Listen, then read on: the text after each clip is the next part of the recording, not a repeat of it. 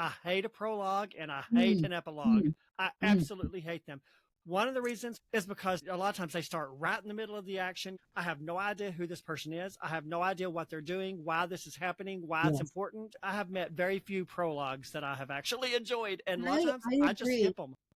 Welcome to the Bookish Introverts podcast. Join host Amazon bestselling author Brett Nelson and avid reader Melanie Dyer as they dive in to review books they've read, then chat with the amazing authors behind them. Quiet minds, big bookshelves. You don't want to miss it.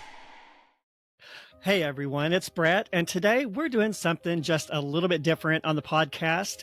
And I think that's totally all right because, as the old saying goes, change is the spice of life, right?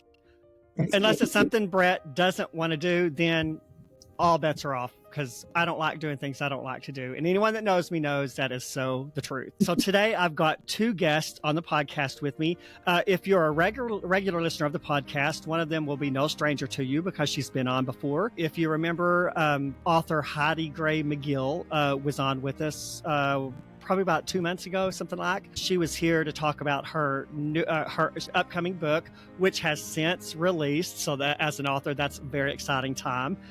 So Heidi, my sweet friend, why don't you come in and say hi to everyone? Hey, and thank you so much, Brett. This is super, super, super fun. I absolutely love getting together with other authors, but it's really nice when you have a friendship with someone and you can just chat. That is great. But thank you for having me. Oh, you're welcome. I'm so glad. Well, and I kind of want to explain to everyone kind of what we're doing, why we're here. So after you and I did our little podcast together, we had so much fun with it. So I told Heidi, I was like, okay, we need to figure out something else that we can do because I really enjoyed that.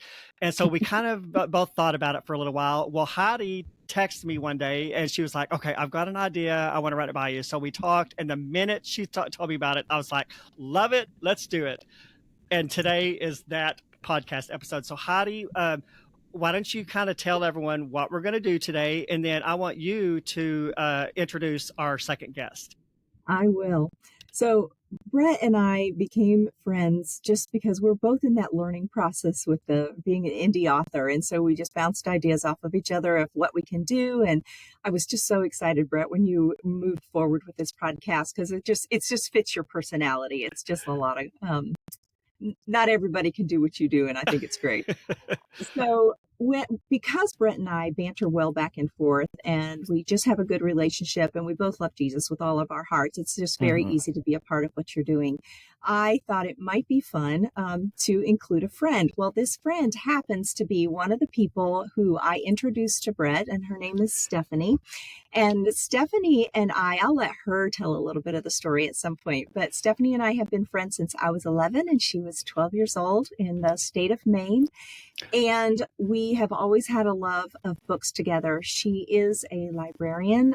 She has served overseas on the mission field as a librarian. She has done many different things in colleges, universities, and other places.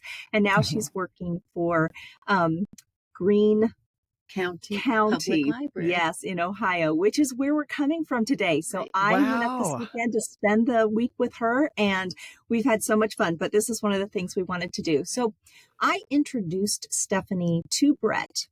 Mhm. And so, reader, I need you to understand how big a deal this is. As an author, it is very difficult to find an individual who loves what you write as much as you do, who has a heart for you. In other words, Mhm. they aren't just looking at what you've written and saying that's good or that's bad. They have a heart for the message that you are trying to get across to other people. And they want to partner with you on this journey. And that is who Stephanie is. And so I introduced her to Brett, and Stephanie is what we call a beta reader for both of us. And that beta reader is one of the very first people who see our manuscript, and then they have a voice. And so Stephanie and I have worked together now since 2020 on my books. And she's just done this, for a year for you, Brett? 2 books. Am I right, Stephanie? I think you've Yes. beta read 2 of my books. So Right. yeah, so we're a year and a half, 2 years. Yeah. So Stephanie, Tell us a little bit about what you do in your process when you get a book. What kinds of things do you start with, and what do you do? Okay. So at the very beginning, Heidi told me that I probably need to read the book more than once. I hate that. That's not how I read.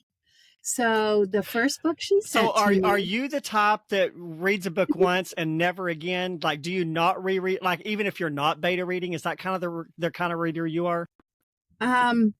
for physical books, yes. Okay. But I have gone back and listened on my library's Hoopla.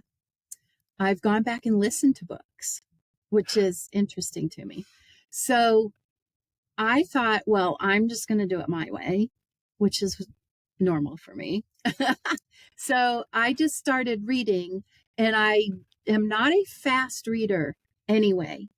So I think being a slower reader helps me to catch things. And I thought, okay, I just need to read this naturally or I'm going to lose my mind.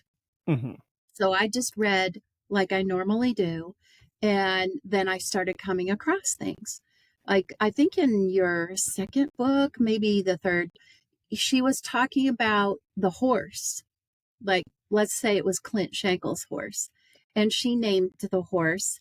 And she may have even said the color of eyes of that horse. Well, several chapters later, as I'm reading, I see the name of the horse. And then my brain said, stop, wait a second. That's different. So I went back to that other chapter and found they were two different names. So that was something that I marked. You got the horse name this up here, and you changed the name down here. And then the same thing with the eye color. I don't know if it was the horse or a person, but you did that. So my brain is tracking what I'm reading, and I just move through the book. And I know that I don't catch everything. And I think that's why you need more than one beta reader. Absolutely. Yeah, it's not hard. I'm sitting there reading a book. And when I do your books, I'll come home from work. I work full time. And I will come home from work and do what I do. And then I will go and I will sit down and I will read for a couple of hours. It's not like reading a book I took home from the library, because I get engrossed and I'm finding what I need to mark for you. And I found that's different for different authors. And so I need to learn the way they need me to respond. And I just read. Yeah. Well, and it's funny, the professional editor for my book, The Swindle, which is the one that just released back in February, he actually emailed me. That was the second time I'd used him on one of my books. And he emailed me and said, okay, I've edited quite a bit of books, so I'm used to doing this. He said, but I keep forgetting that I'm supposed to be editing because I'm so engrossed that I keep forgetting I'm supposed to be editing. Yes. And Nice. which, as a reader, I mean, as an author, is a huge compliment because you want people to be invested in your book, but at the same time, as an author, you really want your editor to be engaged in what they're supposed to be doing, you know, and catching all the little things that we miss. So it's funny you say that. So Stephanie, do you, as a podcast host, you know, we do bookish top episodes on here, and we not only do we interview authors, but we also do like full book discussions. And I have noticed since I've started this podcast that I read differently when I'm reading for a podcast than when I'm just pleasure reading and just for my own entertainment. Do you find that that's sort of the same for you as a beta reader? Yes, there is a difference because I spend more time in a sitting doing that reading and marking things or going to the email and saying chapter 2, this, however the author wants me to do it. And I am paying more attention, I think, to it. So I also wanted to mention that I think her second book, I thought, well, I need to try the way she told me to do it. And I found that I could not pay attention to that book the second time going through it. It was really Like, oh my gosh, I'm so bored because I've already read it, you know? She's my friend. She's allowed to say that. Yeah. Yeah. So Welcome to the life of an author. Try having to read it 5 or 6 times before you I pass it know, on to a right? beta reader. Right? Yeah. I think about that and I have a lot of sympathy for you. But Yeah. I found for me the best way is to take that time, that one time through. I can pay so much more attention when I'm doing it that way. And I think I really do read it differently because I'm spending more intense time with it and really paying attention to what I'm reading. Yeah.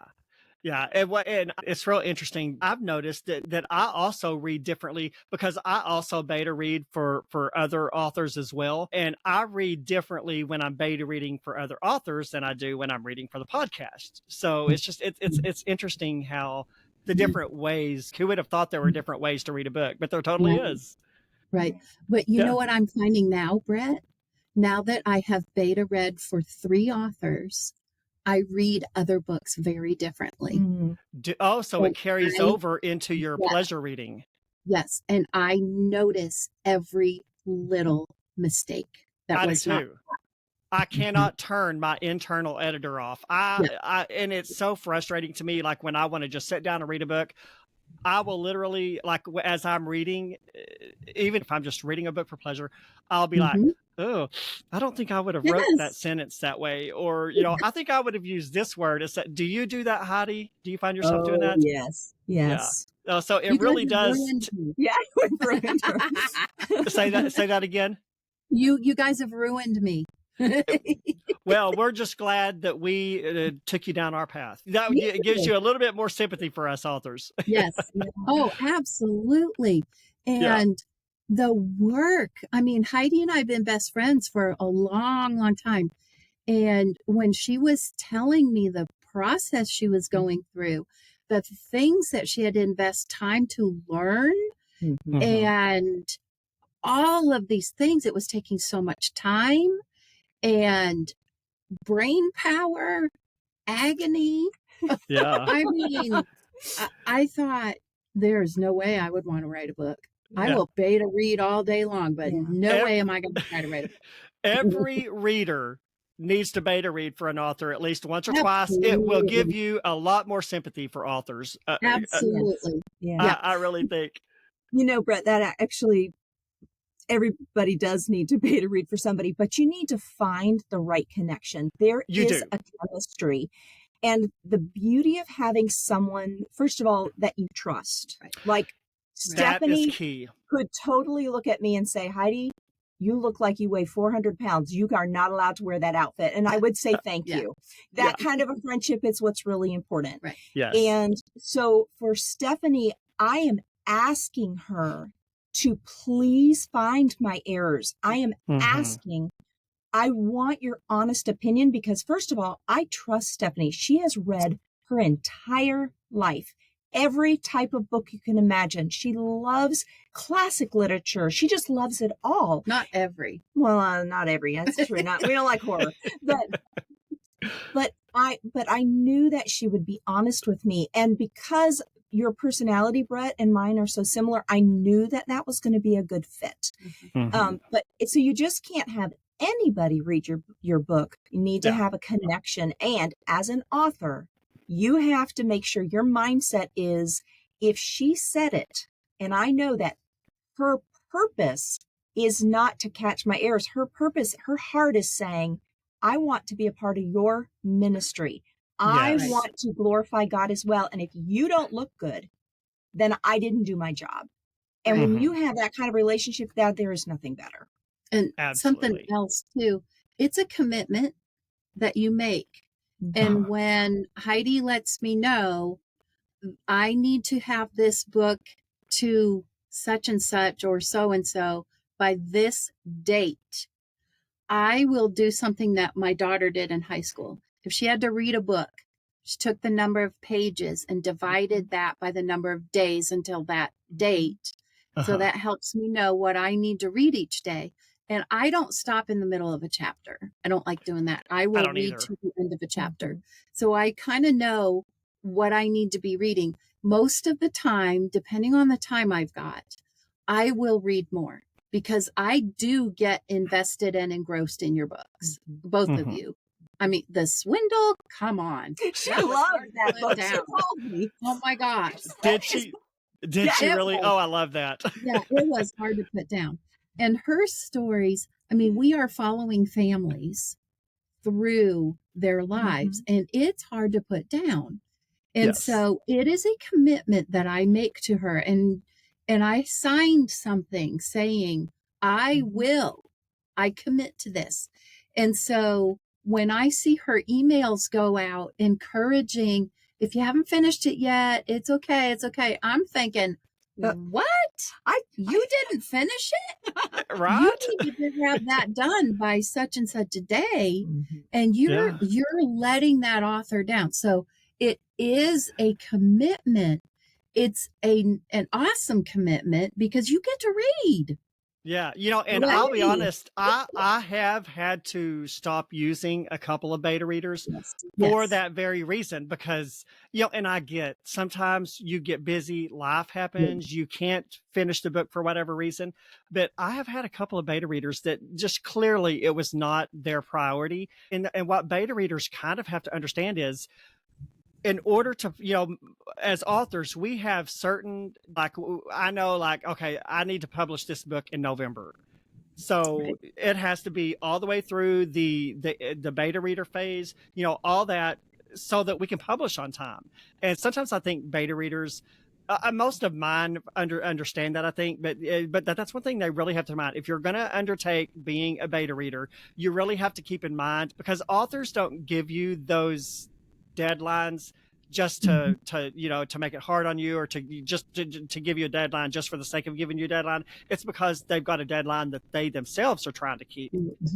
So what is your process, Brett? What after you have finished all of your personal edits, is your beta reader the very next person that reads it? And what's your next process? So really what I do is, once I've finished it, I will usually set the book aside for 3 or 4 months. And then I'll start writing my next book. Because if you can set it aside for 3 or 4 months, it's almost like a palate cleanser. You get out of that world, you get involved in the next, and then I feel like I can read with fresher eyes once I go into my own editing. I usually do 5 or 6 self-edits. The first time for my first self-edit, I'll read it. Every time after that, I listen to it. And that's one piece of advice I give to authors that ask. One of my best pieces of advice when it comes to self-editing is to listen to your book. In Word, there is a word function called read aloud. It's amazing how many mistakes you catch when you listen to your book. So once I get through usually 4, 5, 6 self-editing phases, I go into the beta reader phase. Now, when I first started, I would print up the books and then I would send it out to all of my beta readers at once, like 5, 6, 7 of them at a time. But I found a lot of the beta readers, they were sending me back all the same feedback because they're reading the same version of the same book. And usually, no matter how good of an author you are going to have tons of feedback, Right. And it takes a long time to go through a whole book and catch all the beta readers' feedback. So after the first time, I was like, okay, I think I'm going to change the way I do this. So I send it out to the very first beta reader, make their feedback. Then I print up a new book with their changes, send it to the next one. And then, so every beta reader has a little bit different version of the book. And it takes a little bit more time to do that, but I feel, but in the end, it's a little bit faster because as once it goes through one and gets to the next one, hopefully you have less and less feedback with each one. So that's kind of my process. Well, that is really interesting. So I have not been able to listen to my book using the Word. That is just like chalk. Scratching chalkboard. Oh, I cannot do it. Is it because of the robotic AI voices? Okay, yeah. I have tried different voices. So my process is I will write, and like you, I go through at least 5 edits myself. Most of my edits are like the first time is catching all the just the normal stuff that you catch. Then I go back and I look for specific words the last book, I used one word so many times. It was embarrassing. Like 78 times I had used the word shadow or something. I don't know. It was just ridiculous. So then I usually, there's a list of words that I keep and I go through and I double check those. And then again and again. So when I've gone through 5 or 6 times, then I send it to Stephanie and Stephanie reviews it for me as the beta reader. When she gets it back, I make all of those changes and then I send it to what I call my first line of defense editor. And her name's Kathy McKenzie, and she's blind, and she does listen to the book. And she catches the most amazing things that Stephanie didn't even catch. Yeah. Most of it is just because of flow. Stephanie is paying attention to details. Kathy is listening for flow. And she will say things like, that just had that, you had the word she or him or whatever in the sentence, just in that paragraph too many times, or the sentence before was just a little too close to the same concept. And so she catches many, many things. She is one that caught the word shudder instead of shutter. Yeah. And so I was actually closing the windows on my person rather than have them be cold. I didn't watch it. But she did. She caught undulate instead of undulate. And my eyes, I didn't catch it. Actually, I didn't know the difference. So I'm going to be real honest there. Yeah. But we didn't catch it. It just that she did when she heard it.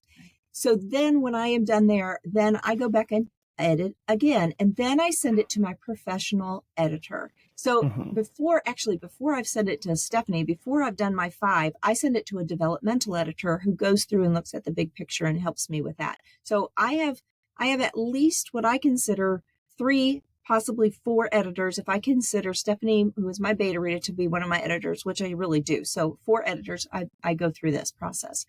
Then I am back. My editor has it. She needs it for several weeks, and she is catching every comma, every tiny little detail, very, very, very specific little things that she is catching. So a proofreading edit. When she gets it back, then I make those changes, and then it goes out to my ARC readers, ARC, advanced reader copy. And Brett, when those individuals find errors, they are 9 times out of 10, they are mine. They are errors I have made when I was correcting what the editor told me to correct. And it's so frustrating. Let me tell you what I've started doing about that. So with my first book that Stephanie beta read, which was A Time for Redemption, it's book 2 in my War Song series. I sent it to all of my beta readers, sent it to the professional editor.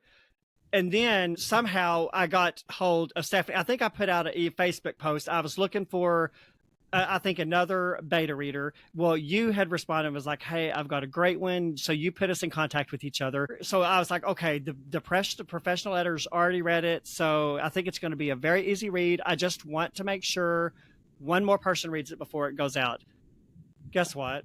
Stephanie found like 20 mistakes. I don't know if it was that many, but she found so many mistakes and I'm like, and it had been through the professional, and nothing against the professional editor because professional editors are human. Yes. And I mean, that's a lot more mistakes than I had hoped would be in there after the professional editor looked at it.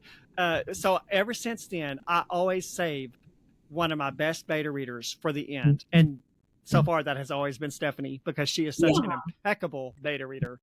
Exactly. Thank you. Well, I am a librarian, so attention to detail. But something that you said, Heidi, this lady who is blind listens to it, and Brett, you listen. I find when I am reading your books, I'm not silently reading. My mouth is moving. And so sometimes I might catch that flow stuff too. But my strength is to catch the detail things like, oh, you called that horse a different name.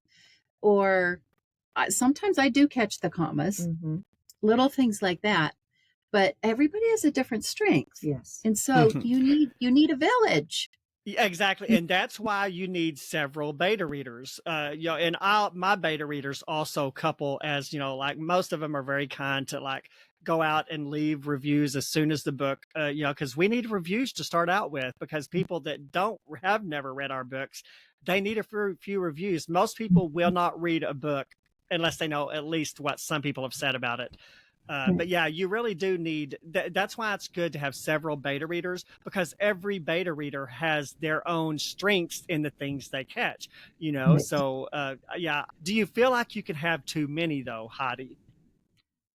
Yes. And part of that is because I don't think there are enough people out there who have my kind of brain. Yes, yes. And you have to have somebody who you resonate with, who you click with, because otherwise their thought process of how they're seeing the story bleeds into yours. Yeah, And yes. and That's so there interesting. sometimes you'll get a comment and you'll think that's not really what I was trying to say because they didn't get you 100%. Yes. And So that's why yeah. Oh, go ahead. I, I have thought about that while reading. That's really interesting because sometimes especially in the beginning, well, I would say it this way. No, this is not my book. That's right. And not Yeah. everybody can do that. Yes. Yes. So, well, you might want to use this word instead, but realize that's a suggestion. Yes. That author is going to be the one to say, yep, I like that word better, or nope, I am not using that word. I like mine better. Yes. So it's been a real learning process for me. And when you were talking about reviews, I had to learn about this when Heidi told me and she's really good in emails to outline the schedule. And I really appreciate that. And you've been good to let me and remind me kindly because that's where I forget. I'm not doing it on purpose. I forget. I read the book and what But then you can't leave a review exactly because it's not out yet. It might be a month or two or a couple weeks. So what I try to do is write my review as soon as I'm done with the book. And I save it in my notes or wherever, so that when I get that gentle reminder, I can just go copy and paste it. Yeah. Now, I can go to Goodreads You and can. post it. And that really helps because then I know I did it. I did my job. And then I can go copy and paste that over to Amazon. Yes. I probably Heidi, like on an average, like what percentage of beta reader feedback do you think you take as compared to, well, thank you for that feedback, but I don't think I'm going to, and I don't really tell usually the beta readers, oh, well, thanks, but I'm not going to do that. You don't need to. Yeah. I would say that because of the 3 beta readers that I use and they're so close to me, there's probably only one thing in each one of theirs for the entire 90,000 word book that I don't use. Okay, so that's not bad. Yeah, we're that close in understanding. Yeah. Yeah. The biggest majority of the ones, like I will use, but there's always a few things in there that I don't. And I got to tell you, I have actually had a bad experience with some beta readers. And there's some friends of mine, and to this day, they will not talk to me. Oh dear. Oh, And no. and it's so unfortunate, I mean, like if we were to see each other at Walmart, I don't think they would just like totally, but they got so frustrated because I did not want to make every little change. And sometimes they would want to actually rephrase the sentences. Well, and when I don't want to change something like that, especially when it comes to rephrasing a sentence to the way the reader likes it, it no longer is the author's voice when you do that. So like I can understand it if you need to rephrase it because of clarity or because something doesn't make sense. But, the author really needs to preserve their voice. If I change everything to your liking, then it's not my voice anymore. It's my beta reader's voice. Exactly. Actually, Brett, that's super important because every person that you pull into this ministry team, that is truly what we're doing. I'm not just writing a book for your pleasure consumption. That is not my purpose. My goal is to share Jesus Christ unabashedly, but not make it preachy. And it's a tough thing to do. I have to be really careful to not shut you down in my book, but have you it's so a balancing act. Yes.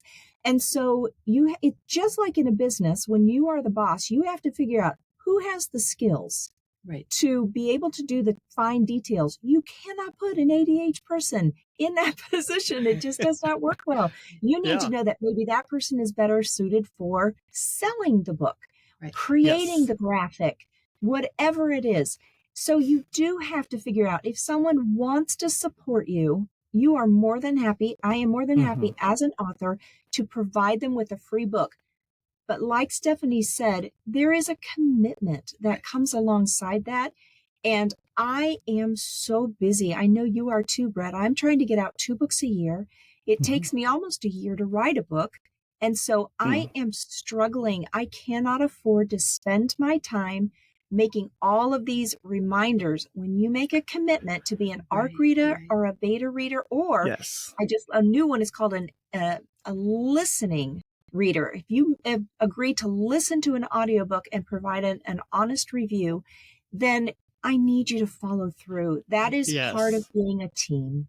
Right. Yeah. And if a beta reader, if I give somebody a book for free, especially when it comes to ARC readers, if I give them a book for free and they're going to leave a review and they don't, you don't get a second chance with me. I'm sorry, but you don't. Right. That it's so important to follow through, because this is someone who's depending on you. Yes. They need your feedback. And like I had talked about a little earlier, and you mentioned, Brett, this is not my book. It is not mine. I am giving you feedback on things that, like, this word doesn't really work. Yeah. One of yours in the beginning was camaraderie. Yes. Camaraderie. And that it's her word, her book, her choice. So for the 3 authors I've read for, I do not expect to hear back from you saying, oh, I used that idea or I didn't use it. No. You don't have time for that. I don't care. I'm already 4 chapters ahead. Yeah. Now, and sometimes I will do on occasion, especially if it's one of my regular beta readers. Sometimes I will be like, okay, I'm not changing this because blah, blah, blah. And I've had several be like, okay, that's good to know, because I'll know not to point that out again. So especially if it's something that they keep pointing out over and over, and I know it's something that I'm not going to change, I'll let them know. And then usually when I explain, okay, this is why, they'll be like, oh, okay, that makes sense. I think either you or the other, Kim Russell.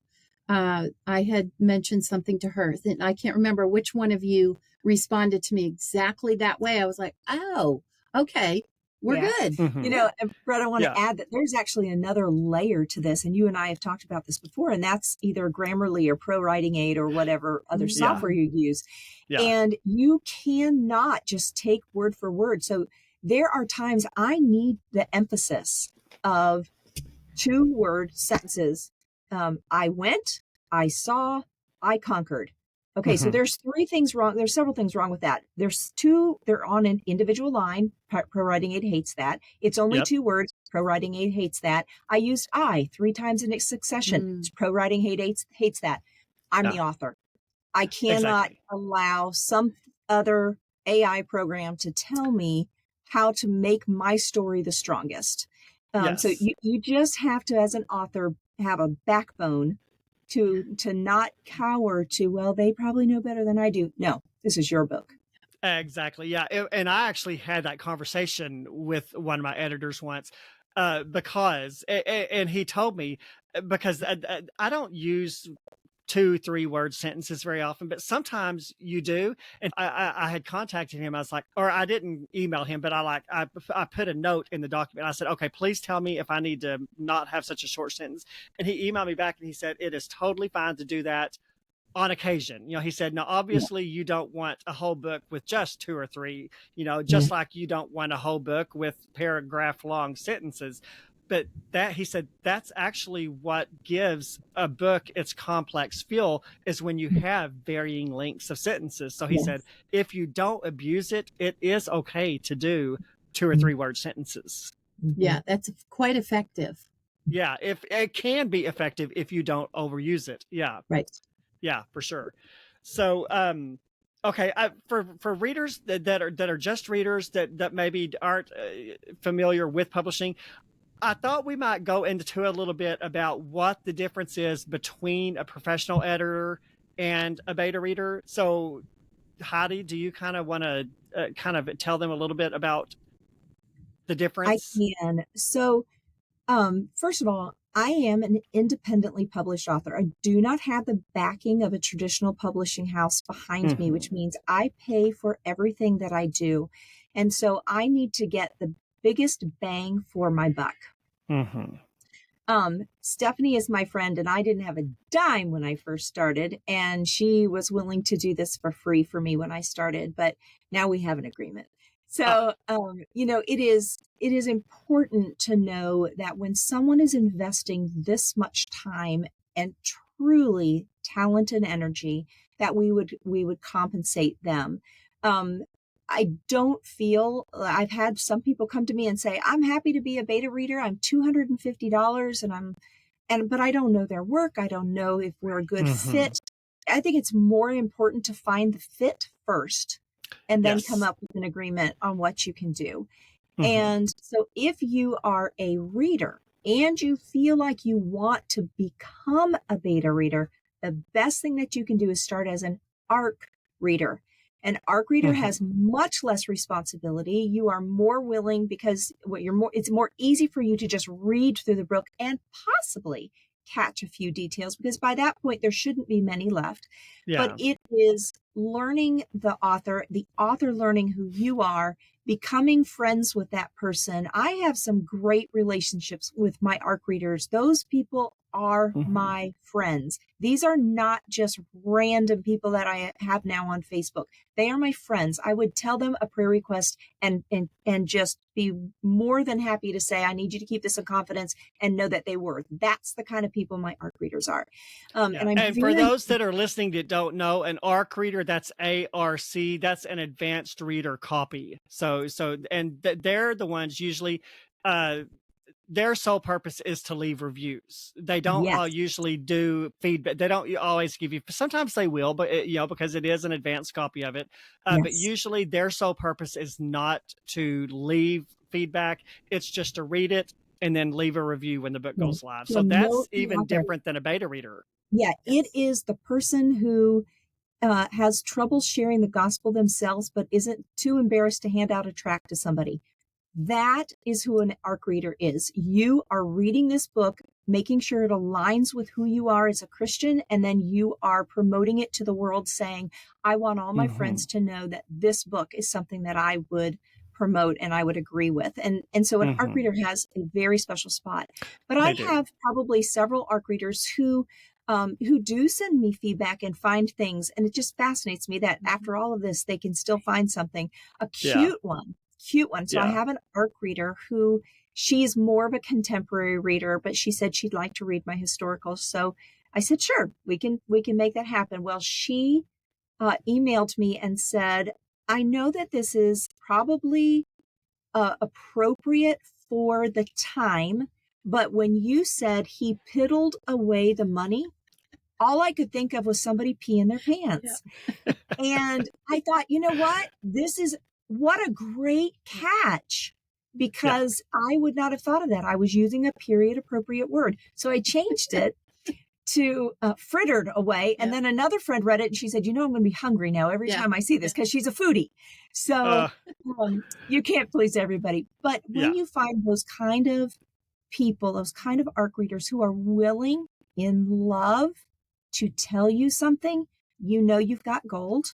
And those are good potential beta readers if they meet some other criteria. And the other criteria would be, they have to be able to do it fast. They have to be able to do it within a short time frame. They have to be able to truly understand the English language. They can't just be a reader. They need to have a little bit of background.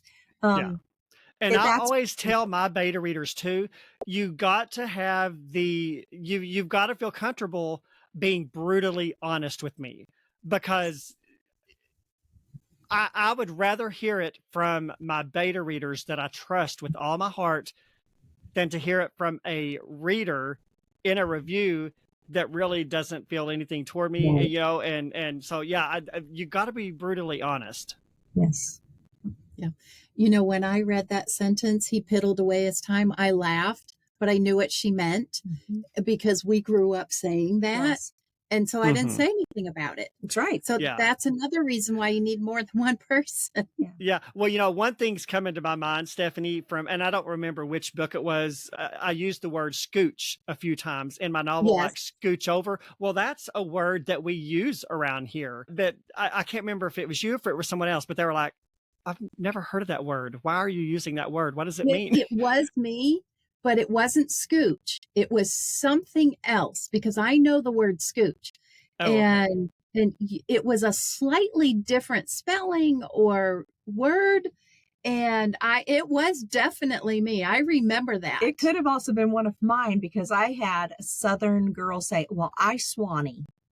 And I'm from the South. I didn't realize people didn't know what that word meant. I've So never heard that. I had to give some context because Yeah. that's, you know, it wouldn't have been appropriate to say I swear because we don't swear. But Yes. I Swanee is, you know, the Southern of that. And I did have a couple people say, I don't know what this means. Yeah. Yeah. Well, That's funny. that tells you, you know, we have so many regional differences, and your goal as an author is to reach everyone. Yes. And Yes. so you need to be able to get that context, even though that's Yeah. an extremely familiar word. You didn't even think about using it. And someone Yeah. from a different region has no idea what you're saying. Yeah. Which I don't necessarily think that's a bad thing either, because Right. you can, like, I've learned a lot of things even in fiction books. So and especially in reading historical fiction. I've said on this podcast several times, I'm new to historical fiction, and I think I'm going to have to get to the point where I'm going to have to stop saying I don't like it, because I've read several that I absolutely have loved. Right. So I don't necessarily even think it's a bad thing, because it can give readers, they'll be like, oh, well, I've never heard that. That's interesting.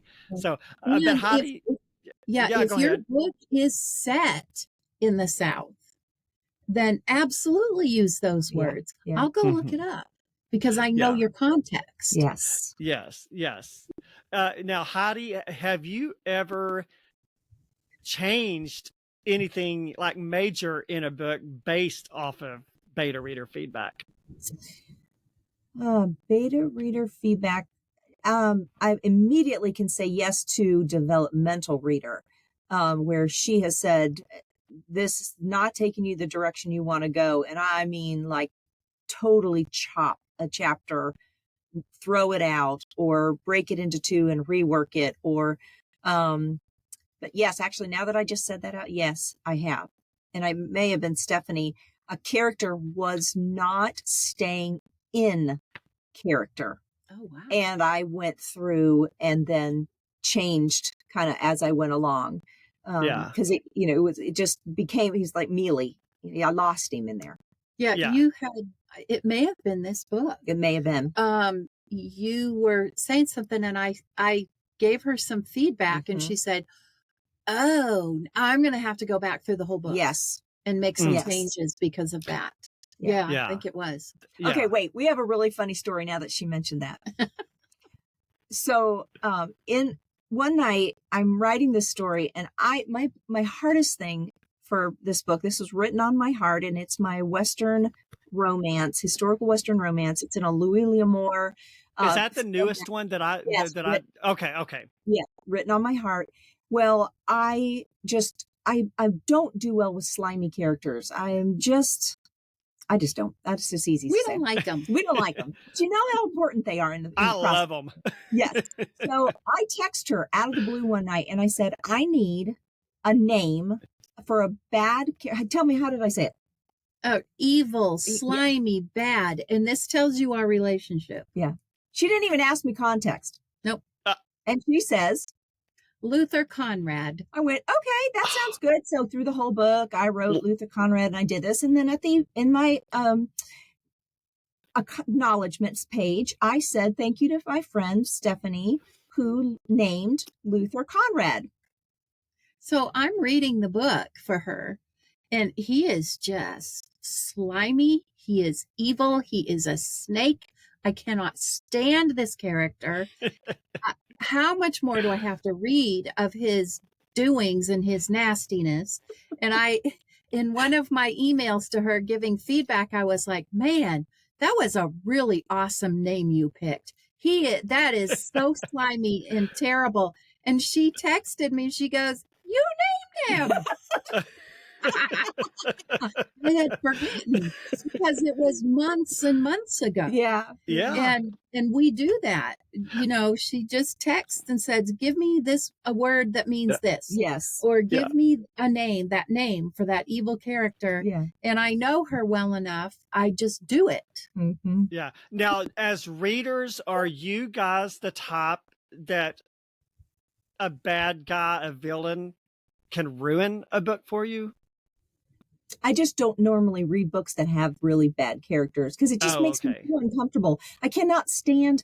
There are some really great rom-coms, and especially the contemporary ones where people come together and it's a lovely romance story. But if you argue, that book's going down. I cannot stand to hear a couple argue. And so to me, that's a bad enough character. I just won't read it. It's just not worth my time. Even if there's reconciliation at the end, I just don't need that time frame. Now, are you talking about like arguing, nitpicking all the way through it, or are you just talking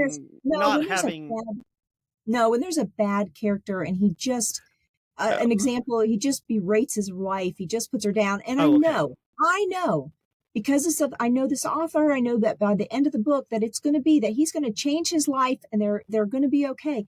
I just can't do it. I just can't do it. Yeah. I'm thinking of, like, I read your book War Songs, and then Time for Redemption, and this one of Heidi's, and just maybe even in The Swindle, there's some characters that are just like some of your bad angels, the demons. Yeah. It's like, oh, I can't stand this. Sometimes I have to walk away, but I know there's going to be resolution because this is your book. That's right. Your purpose is moving this story toward redemption. I know that your goal is leading people toward Christ. And so sometimes I might have to walk away for a bit or just scream in my head.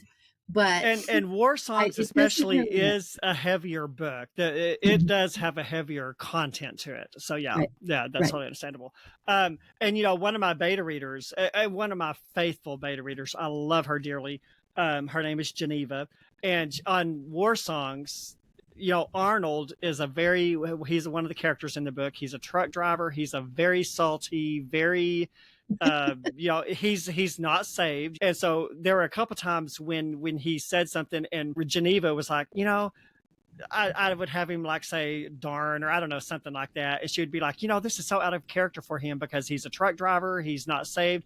It's really like, he wouldn't say darn. He would say the real word. I was like, yeah, but this is Christian fiction. I'm not going to use profanity in my books, and and she was like, yeah, I know, I totally get it. She said it's just not realistic that somebody that rough would use such a dainty little, word. I see that when I read those books, but I am appreciative that those words are not in there because that I will put the book down. Yeah. So it's really same. I think the worst word I've ever used in a book is dagnabbit. And through checkers. I mean, it was really a bad scene. But I've learned to say things like he made my the words that came out of his mouth made my toes curled. I haven't used that one, but that is would give a reader an idea of what just happened without having to say a word. to say it. Yes. You can give the Yes. reaction. Right. Right. Yeah, you can indicate that without putting it on the page, for sure. Yeah.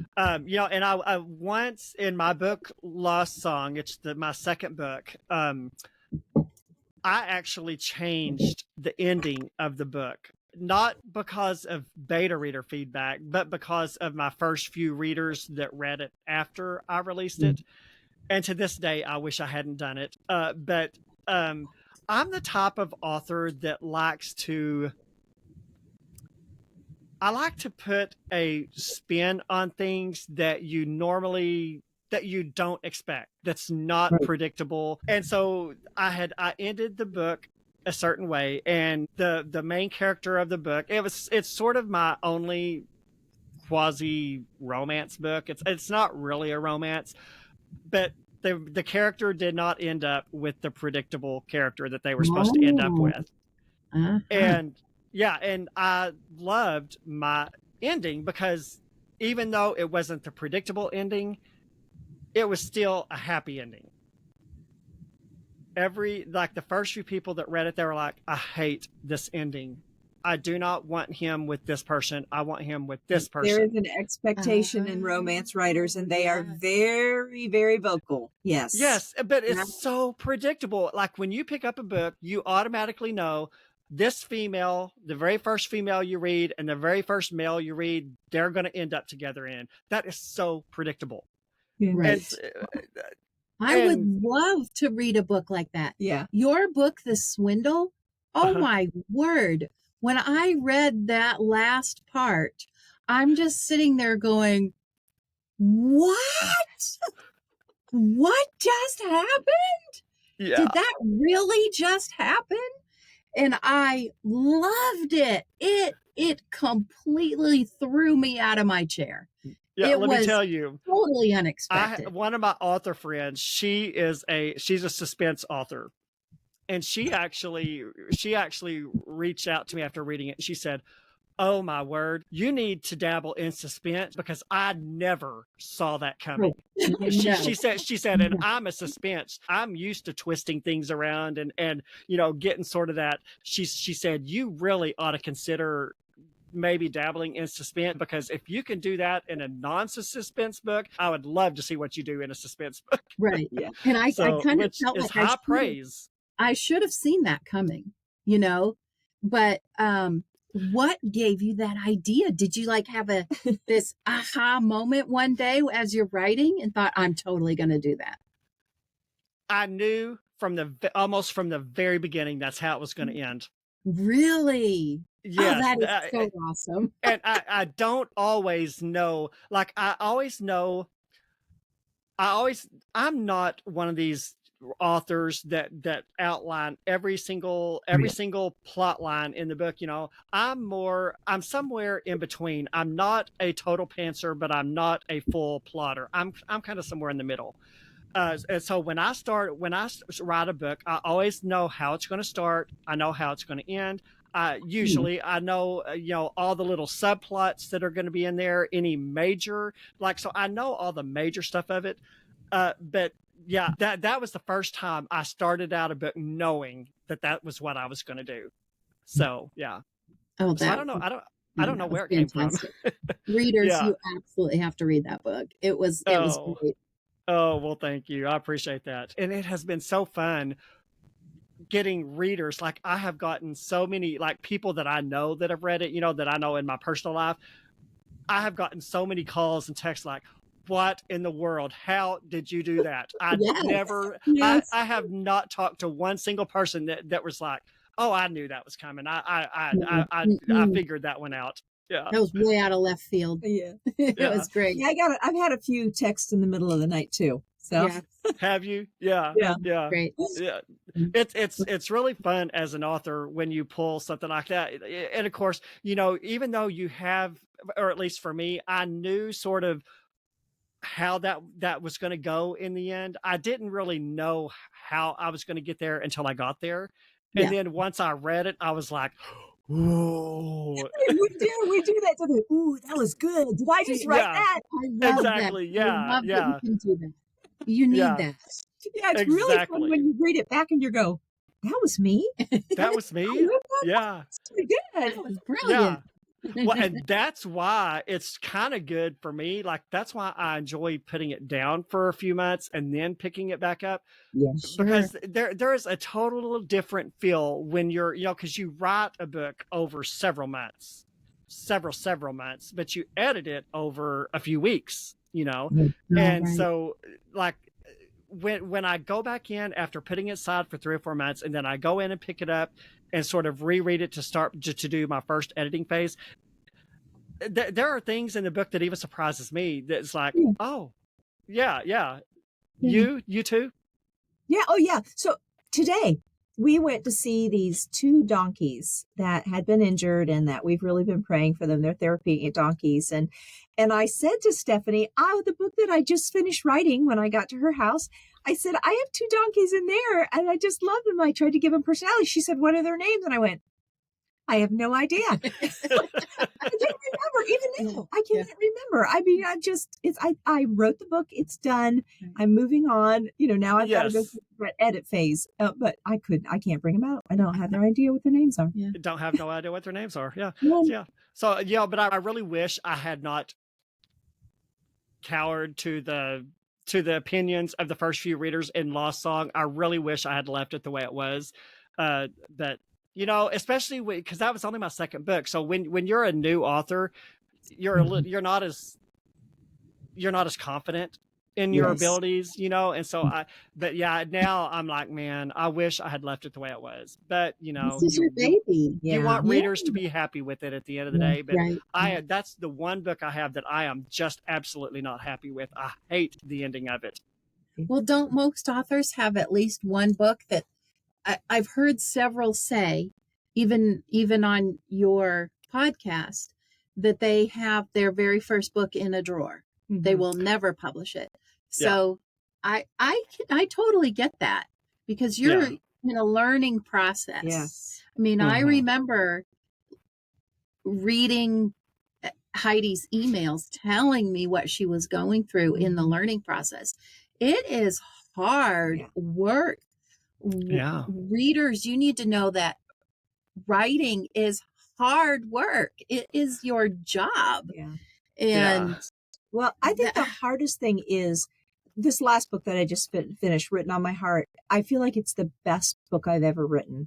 I loved the story. I was so pleased with how I pulled it all together and that I was able to, I just keep trying to grow as an author. It's a fantastic book. It really is. I wanted to make this more of a Western feel. Not every one of my books is the same. You get a little bit different of a feel. And now there's a little bit of imposter syndrome, I guess you would call it. Can I do it again? Sure. What am I going to do next? How am I going to make the reader like this book? Are they going to be disappointed with it? It's very hard. And we were joking this morning. Stephanie is a morning person. And we've known this. We were actually not in the same room. We were in the same apartment together in college. And we know each other. She's a morning person. She wakes up, she's happy, she's talkative, and I wake up and I have no brain. None. Me too. I am just zombie person. I'm one of those people that I wish that I loved coffee enough that I could drink enough to make me a human. But it comes on its own by about 10 o'clock. But then I'm a don't talk to me until noon kind of person, honestly. So I have so many author friends who are like, well, you just get up really early before your kids and your husband get up and you have all of this quiet time and you can just get your writing done. I'm like, I could not put 2 words on a page. Mm-mm. I get all my housework done. I get all of my meal prep done. I get my laundry, and then I do all my administrative stuff. And then after I have done all of those mundane things that take no creativity, then my brain kicks in and I'm just different than the rest of the world, I guess. Is it like 8 o'clock at night by now? It's about 3 in the afternoon. About 3 in the afternoon is when it hits me. And so that, and as a child at school, my brain kicked in after I left. Right. It just, I've always been this way. And so I just don't think people really truly understand that. That means if my husband gets off work at 5 and he works from home, that means I have from about 3 to 5 that I really can work, or I'm taking time away from my family time. And so I really have to plan my days, and no day is the same for me. I just am not, I can't do a schedule. Just life doesn't work that way for me. Do you find the Yeah. same? Yeah, for sure. Yeah, I do the majority. Of course, I have a day job, so the biggest majority of my writing takes place at night. I've tried getting up at 4 or 5 in the morning. My mind is just mush. Yeah. I'm not a morning person. So yeah, the biggest majority, and I am a night owl. It's like a lot of times I'll write from 8 to midnight, 1 o'clock in the morning. Yeah. But yeah, I'm. What was your question? Are you ADD? I think I am. I think I am. Yeah. Yeah. Yeah. That's awesome. Did I answer your question? Yes, you did. Oh, yes, okay. you did. I don't Okay. even know how I asked it. Do you experience the same thing? I think Yeah, I said yeah. yes. Yeah. Everybody's Oh, yeah. different. Yeah. They are different. Now, Stephanie, since you have read all of Heidi's books, can you pinpoint any ways that her writing style has changed from book 1 to Good question. what is this like Ooh. book 5 by book 6, 7? Yeah, You're this is 6 in the series, Yeah. and then I've got several others. So I've got 9 total. Right. Oh, okay. Now, if you don't have an answer, that's fine. But like, can you pinpoint any ways that things have changed from the beginning to now? Well, oh my goodness. I've got to tell you, the first book I read, and she rewrote it, Yes. I was just amazed at what God was doing through her, because this is my best friend who does not like to write. She did not like English class. Really? And Yeah. and when she told me that she had written this book, I'm like, okay, let's do this thing. And I just, as I was reading, I was just flabbergasted at the quality, Oh, thank because you. I read a lot. And, I think she's just gotten better and better because she has invested Yeah. the time to learn. She's got a bookshelf of how to write and how to write Christian fiction and how to write fiction and this and that and the other. And I was the kid, I could write a perfect sentence, but I couldn't tell you the parts. I couldn't tell you what a gerund is and adjective and all that A stuff. dangling participle. Oh gosh, I hated that stuff. But Yeah. I can write a great sentence. She was not like that. She did not like to write. So for God to Interesting. do this thing in her was really miraculous to me. And so she's just gotten better and better. And then she's written a couple of 2 or 3 or 4 books outside of this series that are very different. And they've just been a lot of fun to read. You've just let your fun side come out in those books. Yeah. In that learning process of trying to figure out what I liked. So when I started this series of this historical series, they always tell you write what you know, and I was a historical reader, and so I wrote it in third person, and with that someone is telling the story almost. But I as I'm learning, I want to figure out, can I do it in first person? And so I switched to contemporary, put it in first person, and that was a new challenge for me. And I'm not sure which one I like better, but I do know that it's not easy switching back and forth. It's very hard on my brain to do it. Yeah. But I think Stephanie hit something really important that I'm not sure that all authors know. And that is, investing in yourself is probably one of the best things that you can do. Elaborate on that. If I want to be a public speaker, the best way to do that is to go public speak. Yes. So if I want to be an author, I need to write. So I'm in this group called the Writers Guild, and we do all kinds of things, but it's only 2 hours long. And so one day they gave each of us a picture, and we had 20 minutes, and they were going to do some prompts, and we had to follow these prompts.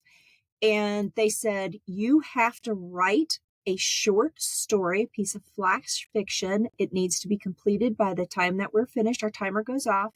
It has to be something you don't no, you cannot know your subject matter. You just have to do this. Well, Brett, the picture that I got out of this room full of non-Christians was a church, the inside of a sanctuary. And I'm Well, thinking, you know that better than anything. yes, I grew up in the church. What am I going to do? And so the first thing I thought of was, who goes into the church that I don't know anything about this? Oh, And that's I've good. thankfully Yeah. been blessed that I've not been affected by divorce in my immediate family. And so I said, I'm going to have a divorced woman go through this. So she said, okay, you have set the timer. You have 7 minutes. I need you to describe your setting, make sure your character, you want to ground them in the setting. Wrote that. And she went through these prompts. And then she said, okay, we're all done with all of our prompts. Now you have 20 minutes. I want you to rework this. And this is all, I'm doing this by hand, and I am not a good handwriter. I can hardly read my own writing. So I'm doing this. So when I was done, they wanted everybody to read theirs. And I got up and I read this. That would be terrifying. And it was, and I tell you, that's because I know these people, and they're all at the same stage of life than I am. And so we have nothing to prove to each other. And it was, so everybody had mistakes, and it was fabulous. So I'm reading the story, and when I was done, they clapped for me. I have never heard this. I mean, it just floored me. And one of them said, I am so sorry that you had to go through that. And I'm like, no, I didn't go through that. So that going through, putting myself out there, being a part of a group that is not my normal friendship group, doing something that was totally different than what I was used to doing, being willing to stand up and read in front of everybody, all of those things were firsts for me. They were new for me. They made me grow in a way that I never would have had I not put myself out there. And so when you are a part of ACFW, your local writers guild, Romance of America, Word Weavers, when you are part of these groups, it does you no good to just show up, listen to the speaker, and leave. No, give yourself permission to hand somebody a poorly written piece that you want critiqued. You need to be vulnerable. Yes, you've got to grow. And so, yes, I can read lots of books, but I don't retain a lot of information. But you make me do something, and I'll remember it. So my husband and I have friends where we used to live, and the wife wrote a book and asked us each if we would read it. And what it came down to was that story had good bones, but she had a lot of work to do. And I just think, wow, she trusted both of us to read that and give her feedback and not say, this is terrible. Why would you even think that I would want to read that? No. Yeah. It really had good, solid bones, but there was a lot of work to do. And you really do have to be able and willing to trust someone with that. That's your, that is not your mom. It's your baby. Yes. Don't ask your mom to read your book. She's going to love it no matter what it is. I love it. Yeah. Yes. You need somebody that you have enough history with that they can look at you and say what needs to be said. Yeah, exactly. Well, and one of my methods for kind of learning how to be a better writer, and I'm not saying I have arrived. I am still new. I am still learning. Me too. Do you know what one of my methods is for, other than going to writing conferences and stuff like that? Because I've got Kindle Unlimited. I go on Kindle Unlimited. I pick a no-name bad author. Yes. And read them. And when I read writing styles or just things about their book that just annoy me to death, I'm like, okay, do I do that in my own work? Right. Oh, I bet you do. Yes. Yeah. And especially in the I'm like, I hope there's nobody out there that reads my books and uses my books as do I do. But like, especially in the beginning, I don't so much do it now, but in the beginning, I read no name, bottom of the barrel. And that sounds horrible because I don't want to impugn any author's work. Yeah. And I would never tell, okay, I read this person's book and it was awful, but it helped me grow, is because, but and that's one thing I do tell people when they're like, how did you get started? How do you get better?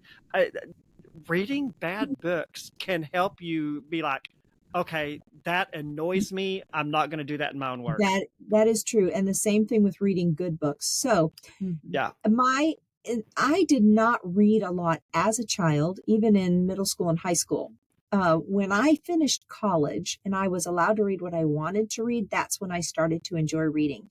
Some of my favorite books are Montgomery's, Anne of Green Gables, Stratton Porter, the Girl of the Limberlost, Freckles. I just lost the name. There's another one. It's a Canadian author, Bennett, I think. And it's just, these books are fabulous. But that is not how we write today. And so I can't even enjoy those stories anymore because they throw me out of that learning process in my head of how I need to write a story. And so for me to read a book now, it's more important for me to read Roseanne M. White, Michelle Greet, Michelle Shockley, Laura France, these ladies who write in today's writing style that have a Christian influence, and I want to align with the style of writing that they're doing and then make it me and tweak it so that it is truly just super my voice. I want to stand up and be unique. And so I can't even enjoy the old stories that I used to love. That is so interesting. Because, Mr. Mike. That's the other book, Mr. Mike. Oh, Mrs. Mike. Mrs. Mike. Mrs. Mike. Yes. The Canadian story. Yeah. Oh, my word. I had to go back and reread that when you talked about that. Yeah. So, this is a really fascinating thing, even with movies, too, because the old style of writing and the movies, it's a very slow. You get detail, you get context, you get this background. And nowadays you start a book and bam, you're in it. Yeah. So if I can talk about a secular book for a little bit, the author's last name is it Gann, Gann, Killers of the Flower Moon. That author, he described each character at the beginning. He went through their history. Now, this is nonfiction. So you got the history of that character and you got the context of Osage County, Oklahoma. And so when he moved into the story, you understood what was going on right then. And fiction is not like that, really, anymore. You don't get that. You learn as you go. You learn as you go, and it's bam. Yes. We don't have the attention span anymore. That's right. Yeah. Yes, for sure. Yeah. And this is one reason, what you said is very interesting. This is one reason why I often skip prologues. I hate a prologue and I hate an epilogue. I absolutely hate them. One of the reasons why I often don't like prologues is because a lot of times they start right in the middle of the action. You're like, I have no idea who this person is. I have no idea what they're doing, why this is happening, why it's important. I have met very few prologues that I have actually enjoyed. And a lot of times I just skip them. I agree with you. If you're going to have a prologue, make it short.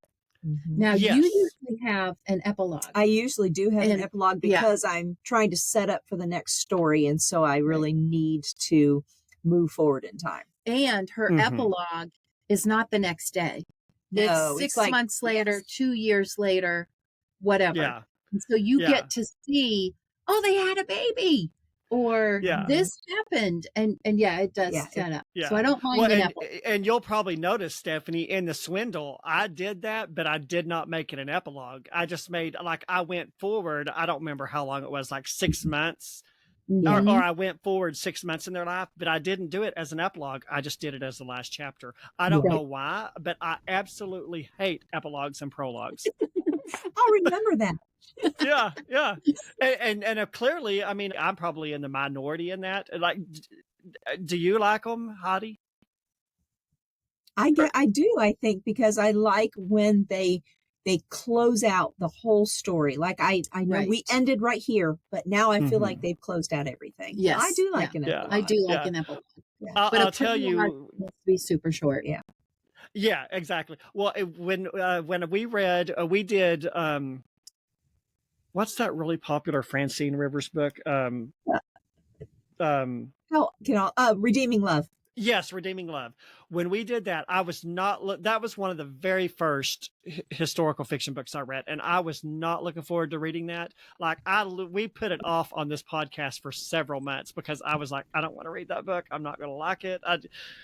So the prologue in that book, I was going to skip it until I realized the prologue in that book is like 35 pages long. You can't skip a 35-page long Goodness, yes. prologue, you know. Right. Um, it turned out to be okay. I don't know if I just have a mental block against it or what, but I just don't like them. You But want to get into the story. Yeah. I don't want to hear the exactly. author's story. I want to get into the story. Yeah, well, you know, and a lot of time in prologues, like they take place 30 years before the story, before chapter one. I don't care. Yeah. I don't care. Yeah. So I don't know. And that's just me. There's a lot of readers out there that gobble up a good epilogue and a prologue. So it's just reader preference. But Yeah. it's interesting how That's people why are there so are different. so many authors. That's right. Exactly. Yeah, yeah. I won't say that you'll never see a prologue or an epilogue in my book because you may. I never would have ever thought I would have written a dual timeline book because that's Yes. another kind of book. I absolutely hate a dual timeline. Oh, Guess what? then you haven't read Michelle Shockley's because hers are fabulous. Are That's they? gonna be Yeah, hard I've for never me. read hers.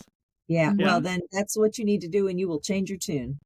Oh, okay. Yeah, Yeah. yeah. But I did actually write one. A Time for Redemption is a dual Yes. timeline book. Yeah. But I think what I don't like about dual timeline books is when one part of the storyline is 100 years ago, and then you've got one part of the storyline that's now. And a lot of times, I don't mind dual timelines so much if it's, like in mine. It was the timeline, and then it went back to, I don't know, 25 or 30 years. And so it was the main characters, but they were just 20 or 30 years younger. It kind of showed how they got to where they got. Right. But when you have it 100, 200, 300 years in the past, you're reading about people that you have no idea. I just read one. You have no idea how they fit into the story. You have no idea who these people are. Too removed. I don't enjoy that as much. Mhm. Now, I have a secular mystery author that I enjoy, and she started doing that. She's got this series, but she started doing that partway through her series. And at first, I was really confused. What are you doing? Yeah. But it was the land that was the same, and it was the families that was the Yeah. same. And after reading that, I loved it.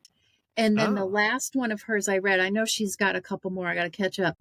But she said in her book that she had so many complaints from readers that she was going to go back and do it the way she had initially done it. And Interesting. it made me sad. I thought, you're going to have opinions. Yeah. So But- what was the complaint? They did not like that dual timeline. They hated it. Oh, they didn't like the dual timeline. Okay. But for me, I looked forward to the next book because I wanted to see how that time back in the 17 whenevers it was moving forward and how these things were going to resolve. So we've sort of kind of talked about, our process just as writers and as beta readers. Let's just do some general questions. Like who, can each of you tell me like who your favorite author is? What's your favorite book? What's your favorite genre to read? You want to go first? Yeah, I'll go first so you can think. So my favorite author is Michelle Shockley, hands down. I think she's one of the most talented authors that's out there today. That's a today author. Part of the reason that I love her is because of who she is as a person. She is very relatable. She is very common. She is has a tremendous heart for Christ. And so I know beyond a shadow of a doubt that what she is doing, there has been prayer behind that book. She is very, very good at doing her research, making me feel like I am in the moment. They are dual timelines, and like you, that was not my favorite when I started until I read her, and now she is I will buy her book when it comes out without even reading the back cover. Author. Yeah. Okay. So my favorite genre forever has been what I now know as a librarian is cozy mystery. I like the mystery. I don't want the guns and all the gore and all that. But I do enjoy a good mystery and figuring out what's going on. So in high school, I read every single Agatha Christie. And I did not read contemporary fiction. And like you posted recently, Brett, I just didn't feel like it was good. Because, and I'm thinking that it was because way back when I didn't like contemporary Christian music because I didn't feel as good. Now, my favorite genre of music is classical. So who's going to measure up to that? Right. Yeah. Right. So the Lillian Jackson Braun, who wrote the Cat Who series. And like I was just talking about this other author, Rita Mae Brown, with her Mrs. Murphy. They are secular authors. They don't use bad language. Right. They are clean. They don't throw sex in there. That is immediate turnoff for me.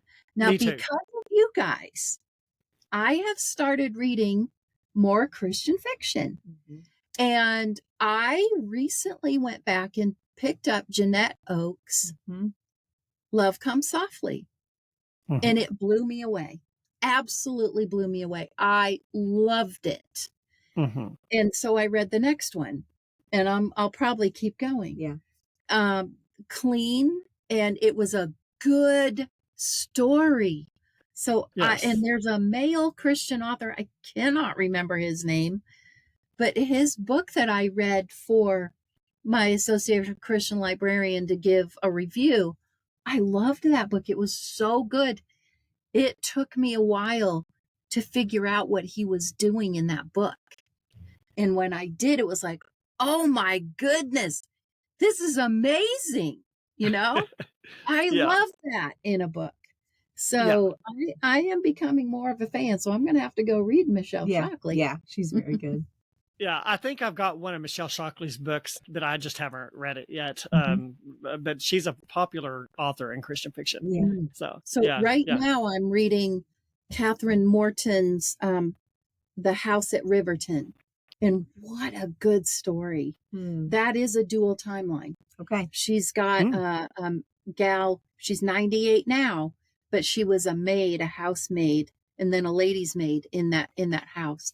And memories and stuff, and it is such a good book. Like a good story. No garbage. No garbage. Filth does not equal entertainment. No.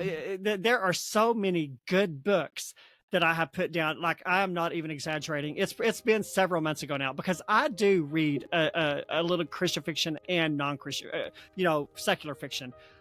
I read a book and I put it down literally before the first chapter was over. I am not kidding. On the first 2 pages, there were like 15 F words. Yes. I'm not doing that. No. So I picked up a cozy mystery, new to me, new author to me, started reading, and I sent it back to the library. This is a cozy mystery. 2 minutes of the mystery timeline, about 8 minutes of lust. And I'm like, no. This is disgusting. Well, if you like cozy mystery, Casey Hart. H-A-R-T. She's an excellent writer. All right. We are going to wrap this up. I'm so glad we decided to do this. This has been such a blast. Listeners, we thank you for listening, and we will see you all next time. Yep. Bye-bye. Thanks for joining us on the Bookish Introverts podcast, where together we explore the worlds within the pages. Until next time, stay bookish.